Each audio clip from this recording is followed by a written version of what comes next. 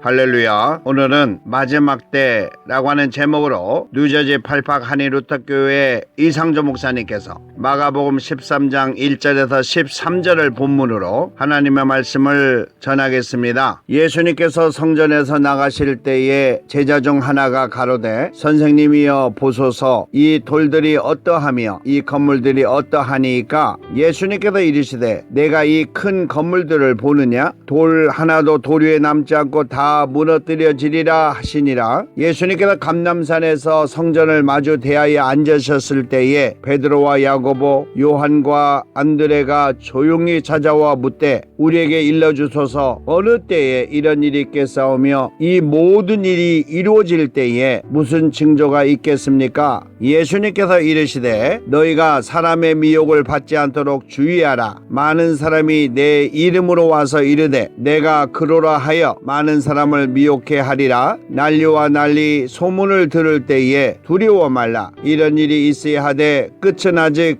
아니니라. 민족이 민족을 나라가 나라를 대적하여 일어나겠고 처처에 지진이 있으며 기근이 있으리니 이는 재난의 시작이니라. 너희는 스스로 조심하라. 사람들이 너희를 공회에 넘겨주겠고 너희를 회당에서 매질하겠으며 나를 인하여 너희가 관장들과 임금들 앞에 서리니 이는 너희에게 증거되려 함이니라. 또 복음이 먼저 만국에 전파되어야 할 것이니라. 사람들이 너희를 끌어다가 넘겨줄 때에 무슨 말을 할까 미리 염려하지 말고 무엇이든지 그 시에 너희에게 주시는 그 말을 하라. 말하는 이는 너희가 아니요 성령이시니라. 형제가 형제를 아비가 자식을 죽는데 내어주며 자식들이 부모를 대적하여 죽게 하리라. 또 너희가 내 이름을 인하여 모든 사람에게 미움을 받을 것이나 나중까지 믿음을 지키며 견디는 자는 구원을 얻으리라. 아멘. 우리 예수님의 공생의 마지막 즈음에 성전에서 나오실 때에 함께 있던 제자 중에 한 사람이 예수님에게 물었습니다. 선생님 보세요. 앞으로 이 돌들이 어떻게 되며 이 건물들이 어떻게 되겠습니까? 라고 하는 질문이었습니다. 우리 예수님께서는 공생애를 시작하실 때에 예루살렘 성전에 들어가서 일어난 일로 아버지 하나님께 예배를 드려야 하는 성전이 장사하는 강도의 소굴로 바뀐 것을 보시고 분통히 여기시며 성전을 정화하실 때에 유대인들은 예수님이 하신 일을 보고 크게 놀라 예수님이 말씀했던 내 아버지의 지배 내용을 근거로 내가 이런 일을 행하니 무슨 표적을 우리에게 보일 수 있느냐라고 물었던 것입니다. 그때 우리 예수님께서는 너희가 이 성전을 헐라 내가 사흘 동안에 일으키리라 라고 했을 때에 우리 예수님께서는 성전이 된 우리 예수님 자신이 십자가의 죽음과 그 후의 부활을 두고 말씀하신 것이었는데 그 유대인들은 영적인 의미를 몰랐기 때문에 이 성전은 46년에 걸려 건축한 것인데 내가 3일 동안에 다시 건축할 수 있느냐라고 질문했던 것입니다. 이것에 대하여 이제는 예수님께서 마지막 유월절을 앞두고 예루살렘 성전에서 나오실 때에 제자 중에 하나가 그때 예수님께서 하신 말씀이 생각이 나서 질문한 것이었습니다. 그때에 우리 예수님께서는 내가 이 큰 건물들을 보느냐 돌 하나도 돌 위에 남지 않고 다 무너지리라 라고 말씀하셨습니다. 그 후에 우리 예수님께서 예루살렘 성전이 마주 보이는 감람산에 앉아있을 때에 제자들 중 베드로와 야고보 그리고 요한과 안드레가 조용히 찾아와 묻기를 우리에게 알려주세요. 어느 때 이 성전이 무너져 돌 하나도 돌 위에 남지 않고 다 무너질 때인가요? 그리고 그때 징조가 있는지요? 라고 질문을 했습니다. 제자들 중에 한 명이 아니라 최소한 4명 이상의 질문을 할 정도면 이렇게 튼튼하게 진 예루살렘 성전이 무너질 수 있다는 것은 생각할 수 없는 일이었으나 우리 예수님께서 이 성전이 무너질 수 있다고 말씀하신 것이 생각이 나서 함께 가서 여쭤보자고 했을 것입니다. 그때 우리 예수님께서는 튼튼하게 지은 예루살렘 성전이 무너지듯이 앞으로 마지막에 올 때에 이 세상도 멸망할 것을 예언적으로 말씀하신 것입니다. 이런 날이 가까울 때에 징조로서 먼저 너희가 사람의 미혹을 받지 않도록 주의하라 라고 말씀하셨습니다. 그리고 많은 사람이 예수님의 이름으로 와서 이르되 내가 그러라 하여 많은 사람들을 미혹해 하리라 라고 하셨습니다. 즉 즉 예수님의 이름을 빙자한 거짓 그리스도가 나와서 많은 사람들을 미혹해 한다는 것입니다. 그리고 그때에 난리와 난리의 소문을 들을 때 두려워하지 말라. 이런 일이 있어야 돼. 끝은 아직 아니니라 라고 하신 우리 예수님의 말씀이 지금 이 시대를 생각하게 하는 영적인 내용인 것입니다. 본문에서 내가 그로라 I am he 라고 하는 의미 속에서는 거짓 그리스도도 있지만 거짓 선지자가 포함되고 있다는 것을 의미하고 있습니다. 같은 뜻으로 마태복음 24장에서는 거짓 선지자가 많이 일어나 많은 사람을 미혹해 하겠으며 라고 하셨습니다. 그러므로 거짓 선지자는 예수님의 말씀을 대신 전한다고 하는 현대 목회자들을 의미하고 있습니다. 그래서 목회자에게 큰 책임이 있다는 것을 알아야 할 것입니다. 지금 이 시대의 유명한 목회자들을 생각해 봐야 합니다. 그분들은 말